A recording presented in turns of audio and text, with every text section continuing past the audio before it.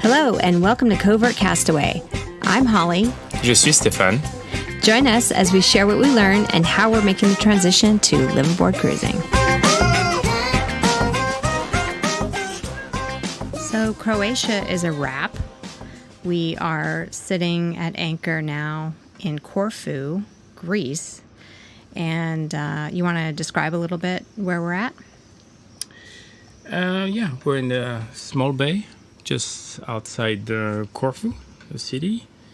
And it's kind of you have a fortress, so it's nice.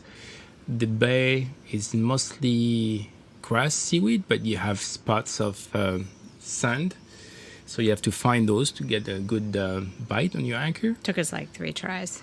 Yeah. Well, we came, it was overcast. It was really the end of the day. So, But it's nice here, and it's Greece. And I'm super stoked because it's been on my bucket list since I was like 18. So we'll see if it lives up to the mental hype that I've been doing over the last however many years. Mm-hmm. and it's Greece. Officially, we raised the Greek flag, but I was just talking to another boat who's been cruising in Greece for like 10 years. They say, "Oh, it's not Greece." Yeah. Okay, yeah. This is Corfu. This is like I don't know. The falafels were pretty good, and so was the baklava. So anyway, but what we want to talk about is we sort of want to do a wrap-up summary of Croatia, and we've been sharing a little bit of what we've been doing in Croatia over the last few episodes. But wanted to really spend the bulk of the time talking about our experience there, what we liked, what we, preferred, and a little bit of summary of just what it's like in general, so people can have a good expectation when they come. Mm-hmm. So you want to just kind of set the context a little bit? Yeah.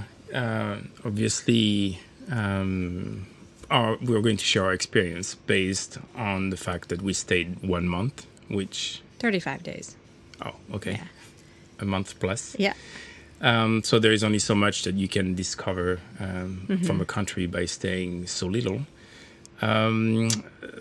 Also, there was us getting back into the groove. We talked about this in the previous podcast. So that was, starting again to the cruising season. We also had to take care of some logistical stuffs with my sister coming on board. So it was a visit. It was fun. Yes. No, I'm just saying it dictates. You have a calendar. You have a calendar and dictates where you're going because you have to meet up and you have to drop off. So that plays a role. Get a PCR test and catch a ferry and all that stuff. Yeah. We had to meet with Nick because we decided to take 2 days to do a little bit of a practice for anchoring, docking, so forth, especially short ties. Watermaker. Yeah, we had an issue with the watermaker, so that also dictated where we would need to go.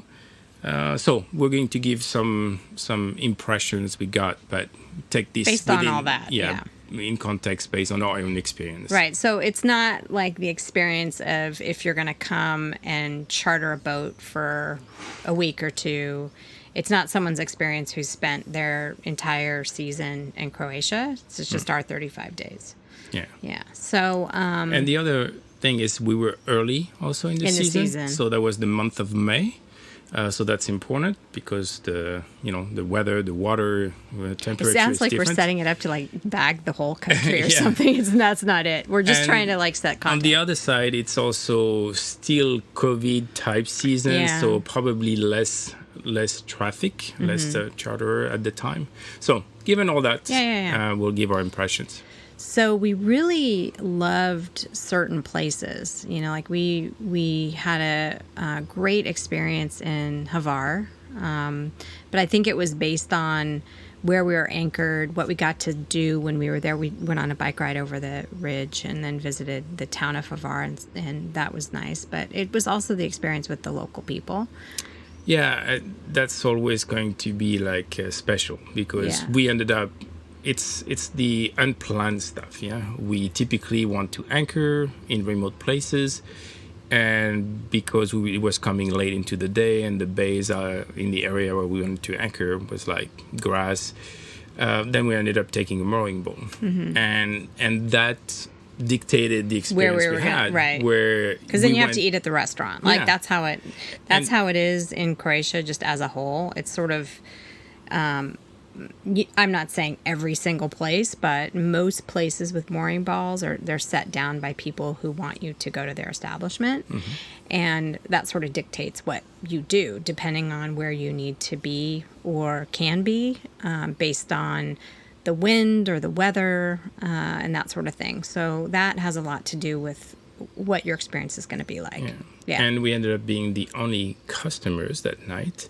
That's right. Except the owner and her family. Yeah. So suddenly they've been singing since they were kids. Their sister was there, and I guess her nephew, and so we could hear singing in the restaurant, sitting outside. Yeah, and it was great. So that was cool. And then she had time to spend with us and tell her story. So that was really nice. So, and they were singing like a cappella. Yeah. You know, it wasn't they were just like singing and all together. Yeah. So it was random song. They were actually very good. Yeah. And the scenery was beautiful. Yeah. The restaurant. So yeah, those little places. In this case, that was totally unplanned, and then discovering the island by bike. I think we truly enjoy having our bikes because that opens up, kind of visiting more options. More options, visiting things a little further, or not having to move the boat, but then just go to visit some other places.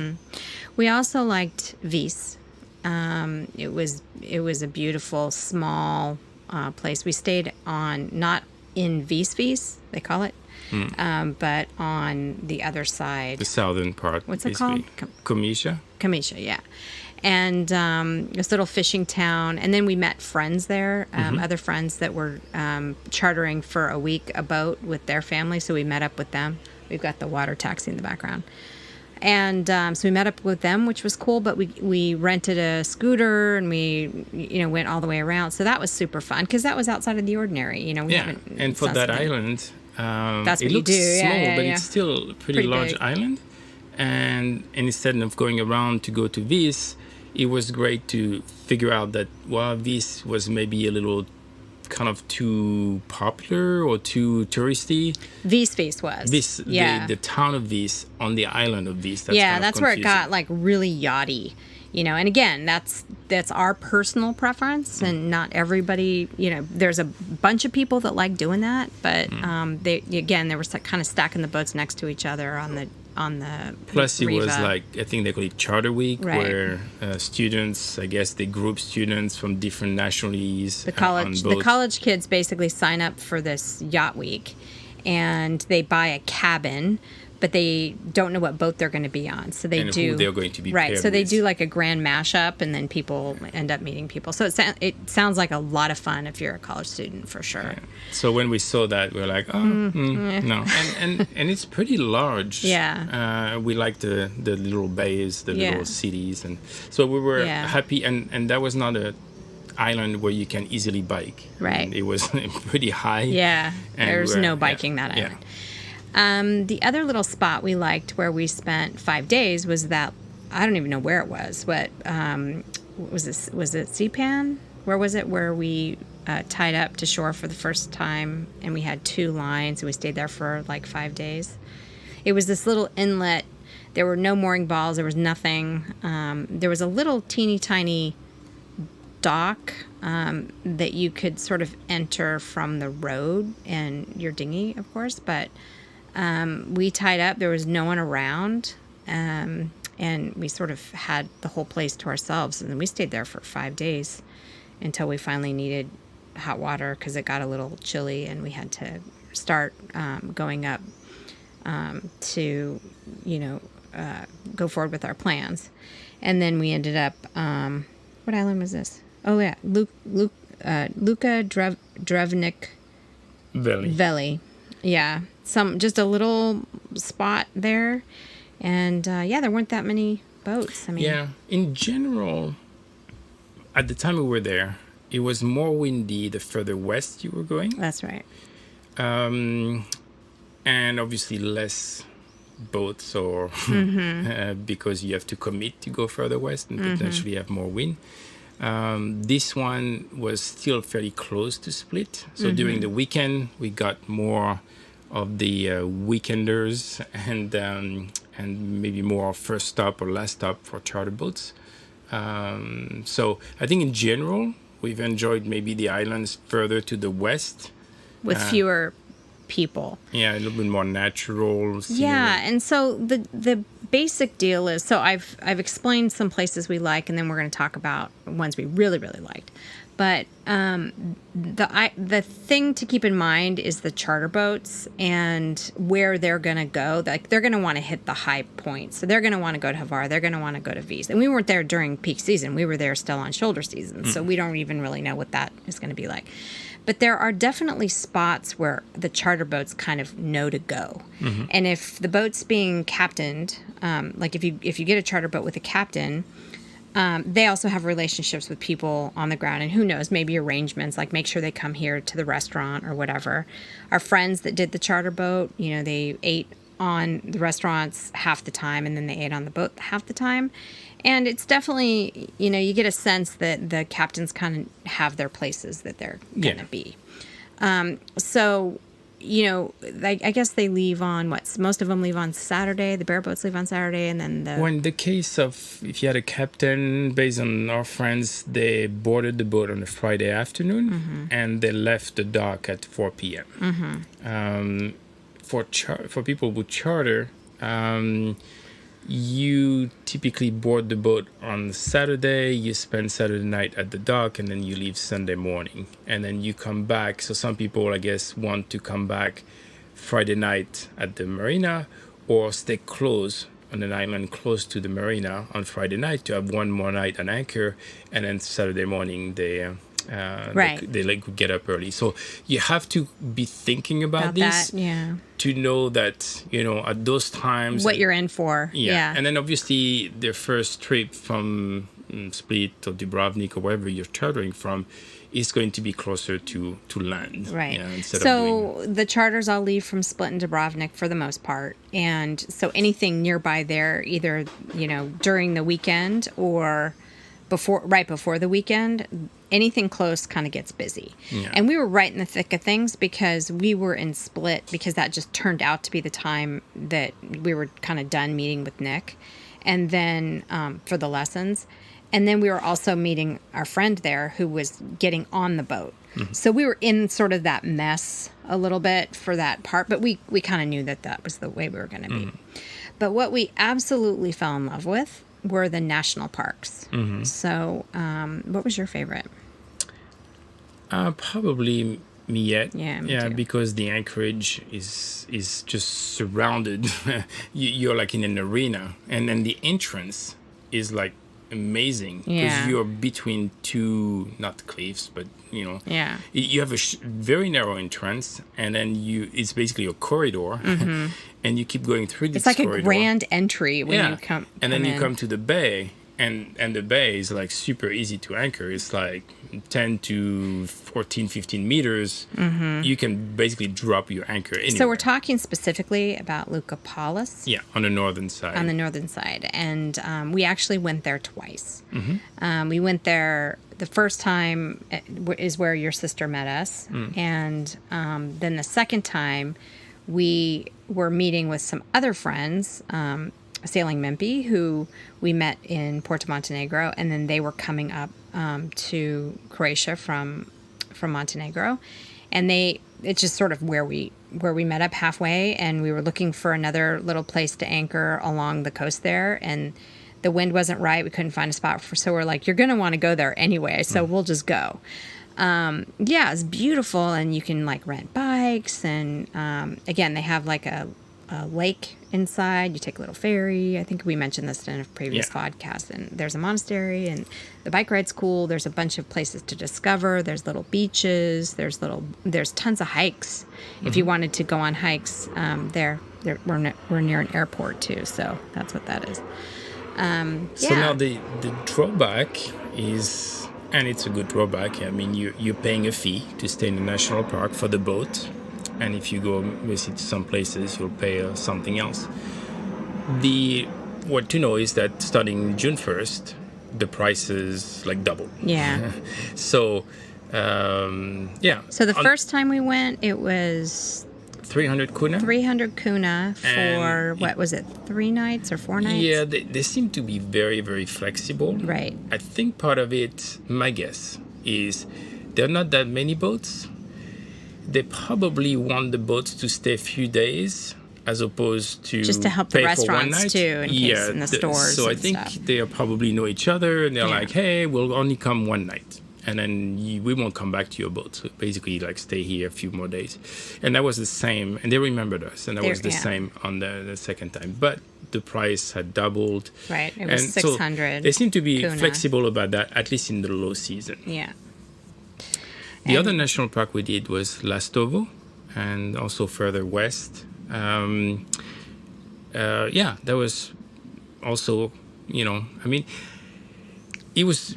it's remote. just more deserted, You don't feel like you're in... You see little restaurants, and they're empty, which, you don't want many people, but you want a little vibe too. Yeah, that's so, if we have to choose between the two, we'll take empty. Deserted. but you want that little vibe where people are at restaurants, you might meet people, and it kind of feels weird when you're just walking or biking by. I think it had to do with the time of year and the, being in the shoulder season, but also coming out of COVID. Yeah. And, like just little things like the little gelato shops were all closed, like it just wasn't yet. And it was cooler there in Croatia. Unusually. Yeah. So, those are kind of just our impressions in terms of the destinations. In terms of the water, I think you mentioned it's deep.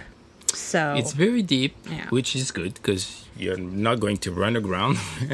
It's very deep. Unless you hit the shore. Yeah.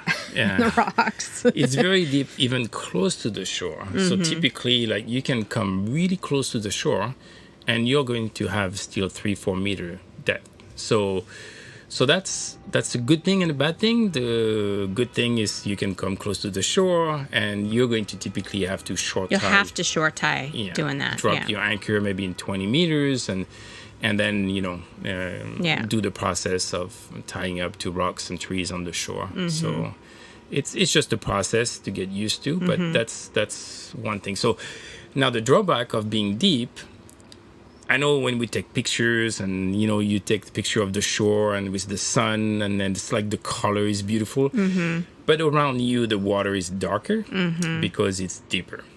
So you don't have that feeling of being in a light blue floating on water. When you think of the Med, you're just not thinking that a little bit. Yeah. So you have a little bit of, I wish it was a little more shallow. And the water was still cold. Also, because of early in the season. So based on somebody we know who's originally from Croatia, it's like the earliest he will go is like June. Right. And we knew that going in. So, and why do we go there so early when it was cold is because we're trying to prioritize Greece and Turkey,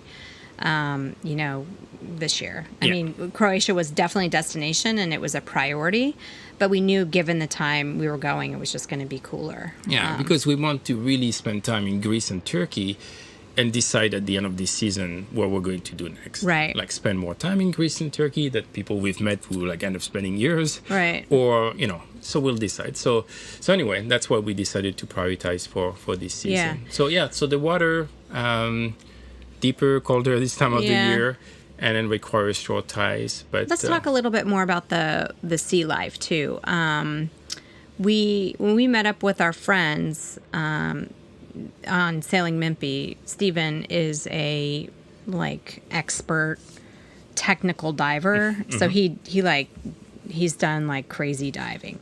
So we were like, oh, cool. Maybe he can give us a refresher and help us set up our equipment, because we have all this dive equipment.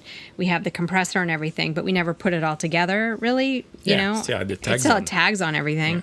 So he spent time with us, doing all that. That was super fun and so helpful and useful information. What we saw underneath, I guess, is, and we were in Miette when we kind of were just, park. And we were just testing everything. We weren't doing a dive, right? Yeah. So this is all with a grain of salt. We didn't sign up for a dive. They do big dive boats out of Vis even.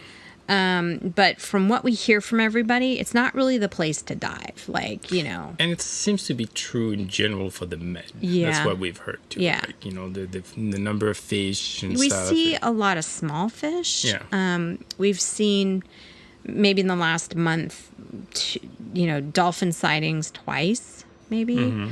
So, but it's not like full of life, like when we came through some other spots last season, it was like, oh my God, there's so many fish, or, look at all these tuna, spotted dolphins. It just wasn't, you didn't have that. Now that we've kind of like set that up, and we'll hopefully do some dives and maybe like sign up for some like popular dives. But I'm sure there are some areas like on this island in Croatia, there were like at least 2 or 3 fairly big sized catamarans taking people to out in some caves or some blue hole or whatever. So well, they call it blue caves and green caves, the way the lights, and we sort of looked at the pictures doing that, but it looked a little bit like a tourist trap. There's like a lot of people. Yeah, it doesn't seem to be like you jump off your boat. No, you have to like take their dinghy in and all that stuff. We'll see. We'll discover more. Yeah. The food. You took. Well, I can talk. Yeah, being vegan. They have. That's the ice maker. We have the ice maker set up. It's making ice. We're like so excited about it. The food, if you're like vegan or vegetarian, basically you're going to choose between vegetarian risotto, vegetarian pizza, grilled vegetable. With oil. With a lot of oil. With a lot of oil. The Balkan diet's very heavy in meats, and the desserts are good, but they're really sweet. What else? I mean, it was similar in Montenegro, right? Like I carry around a little pouch of chili peppers and put it on everything to try to give it some flavor. It wasn't to my taste. They're known for their seafood, and there were a couple places where I cheat with fish. I cheat with fish. That were good. The mussels were good. The shrimp was good. There was another place where I ordered shrimp, but it was literally a plate full. 2 pounds of shrimp with like the shells on and everything. And it's just like, there's no way I can enjoy it. There was just so much of it, and nothing else. Like that was the plate. Yeah. Which is fine. It's just, not to my taste. But there were some places that when we went out to dinner with Steve and Kim, they ordered this fish platter, which is for 2 people. It was huge, and it had everything, and they really enjoyed it. So if you love... But the restaurant was good. Seafood. Yeah, the restaurant was good, and I think that's the thing, is you have to really pick a good restaurant, because not all of them look the same as that either. So, yeah. So the sailing. So there's a lot of islands. Right. So it depends. I mean, it's just like anything when you're cruising. If you do island hopping, you decide to go from here to here. If the winds are great, you might put the Genoa just to help yourself a little bit, maybe motor sail or maybe just sail. It's unpredictable though, a lot of the winds. But if you just want to do sailing, it's fairly flat water everywhere, and with a nice breeze. It's like northwest, southeast, and that's pretty much what we've seen. So you can definitely, like, if you just want to be spending most of your day sailing, it's just fantastic water. Yeah, you're it's in flat definitely water more awesome. or less, and then you have a nice gentle breeze. Except one day we had like 25 knots or something. So, but otherwise, if you just want to do island hopping, then you end up not doing much sailing, because you're like trying to get to where your goal is to go there early enough, find a place to anchor. The charter boats were sailing much. It seemed like they were mostly motoring. I think there's a mix. You see some people who. Yeah, I've seen quite a few boats. I mean, they're like just sailing, and then they find at the end of the day, like, I mean, it's depends on the people. Yeah, some people are just happy to just, if you're going to grab a mooring pole at the end of the day, typically don't have to worry much. I mean, you'll find a mooring, especially at the time of the season. So you can be sailing most of the day and find a mooring boat. If you want to anchor, well, you got to kind of get there early. It seemed even in the season we were in, some of the places where we were thinking, okay, this will be a really good anchorage. We showed up and we couldn't, do what we wanted to do. Yeah. So definitely leaving early and getting there early is the key there. But so the bay next to Split. That was awesome. Big body of water and you just drop the anchor water. And take the dinghy in. Yeah, that was great. You can really do like a lot of fun sailing. Yeah. So yeah, it depends.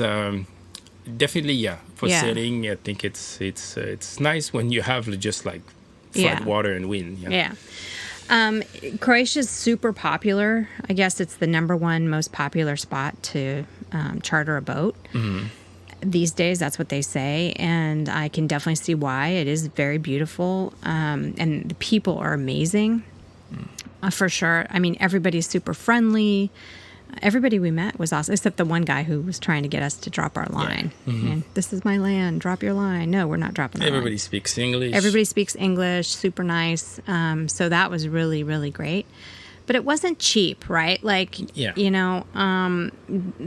good places we went, you pay for in the national parks. The places that are popular, you pay for the restaurant. If you're going on the Riva, you're basically paying for a marina. So it's not a just drop the anchor for free kind of a place, mostly, right? Except for Split, where we were. Yeah. So, I mean, our reference is one Montenegro. It's very cheap. Yeah, that's true. It was still the low season, so I'm sure, like we said, the national parks doubled their prices beginning of June, so there might be other things. Or what we hear about Greece. I was just talking to this other couple. They say you go into marinas, they might come one day to pay. You pay for something, they might not even come the other day. Many marinas, it's free.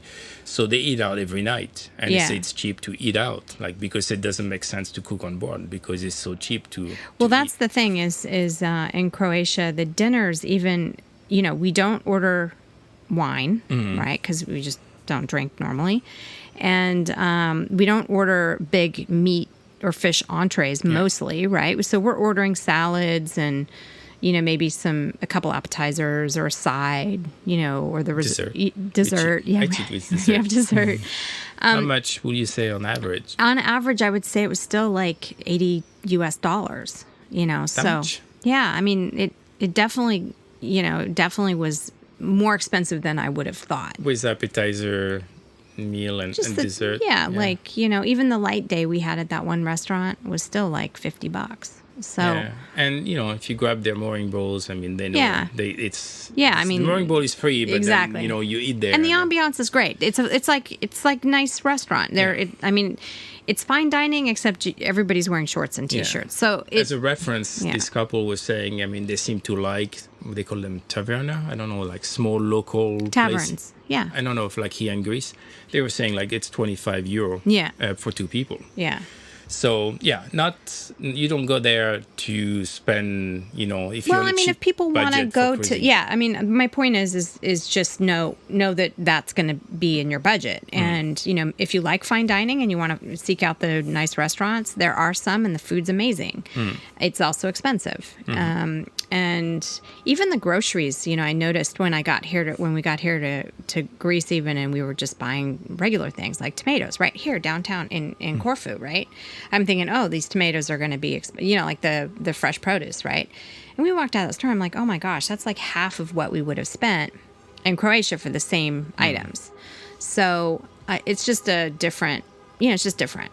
Yeah. So, and apparently here, as well as Croatia, I think we have a marriage. People when there's a wedding, like they do a honking parade or something. So that's what that is. So any other thoughts or insights on old cities? Oh yeah, Dubrovnik was awesome. Yeah, I mean that was, and even Split was really, really cool. Especially if people have watched Game of Thrones. Game of Thrones. Yeah, and then we walked around the wall of the old city, and no one was there, so the pictures were great. Pictures were great. On the other side, you feel like it's kind of weird a little bit because it's deserted. Yeah, but it's like everything. I mean, and also at the time we're there, like those old cities probably have a vibe during the summer. Yeah. Split had more of a vibe. Like there were definitely more people, and there were a ton of, I don't know, young adults, out hanging out, and like all the bars were closed. So what they would do is they would go to this local shop and they would buy like one beer each, and they would go across the street and sit outside in like this Park Riva place, like a pier, I guess.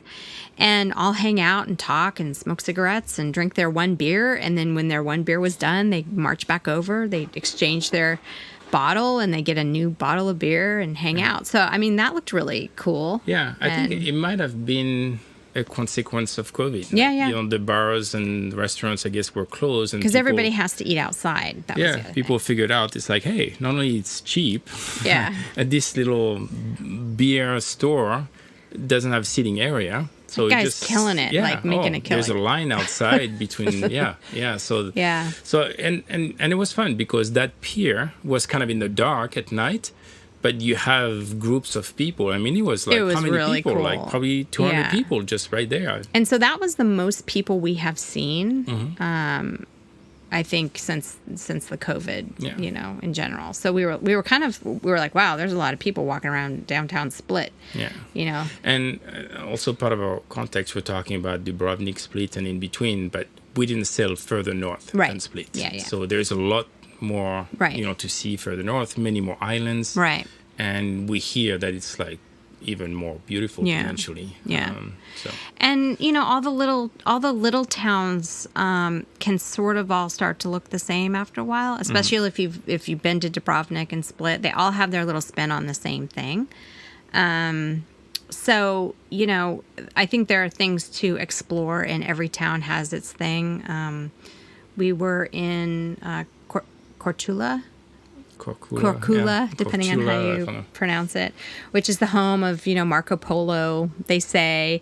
And there was all kinds of stuff, around Marco Polo and stuff. So that was kind of cool. So every little island has its own little spin. Vis had a lot of, and Hvar too, I guess, a lot of wineries, and we were kind of doing the bikes and the scooters and going by winery after winery. I'm sure like wine tasting would be fun for people. We talked to a local person, the person renting the mopeds, like the how do you call this? The scooters. The scooters.